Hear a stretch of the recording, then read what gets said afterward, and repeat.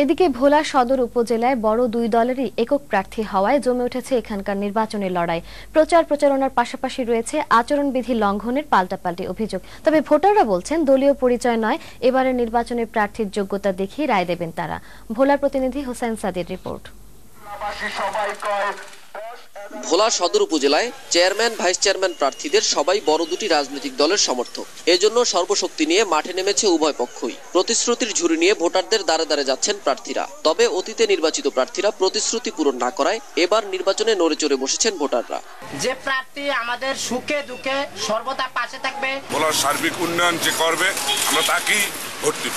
এদিকে উন্নয়নের ধারা অব্যাহত রাখতেই জনগণ তাদের বিজয়ী করবে বলে দাবি করেন প্রার্থীরা। আগামী দিনে ভোলাকে আমরা সার্বিকভাবে সুন্দর উপজেলা হিসেবে গড়তে সক্ষম হব। শিক্ষা প্রতিষ্ঠানের সার্বিক উন্নয়নে, শিক্ষার উন্নয়নে আমি সর্বাত্মক চেষ্টা করব।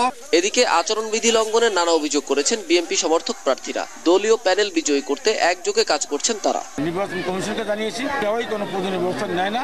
জেলা রিটার্নিং অফিসার জানিয়েছেন, সুষ্ঠু ও শান্তিপূর্ণ নির্বাচন নিশ্চিত করতে ইতিমধ্যেই সকল প্রস্তুতি সম্পন্ন করেছে নির্বাচন কমিশন। সকল ধরনের প্রস্তুতি ইতিমধ্যেই প্রায় নেওয়া শেষ। আইন শৃঙ্খলা রক্ষার জন্য অলরেডি দুইজন ম্যাজিস্ট্রেটকে নির্বাচন কমিশন তথা জনপ্রশাসন মন্ত্রণালয়ের নির্দেশনা মোতাবেক নিয়োগ করা আছে। আর একটি অবাধ ও শান্তিপূর্ণ পরিবেশে ভোট দিয়ে যোগ্য প্রার্থী নির্বাচিত করবেন, এমনটাই আশা সাধারণ ভোটারদের। হোসাইন সাদি, বৈশাখী নিউজ, ভোলা।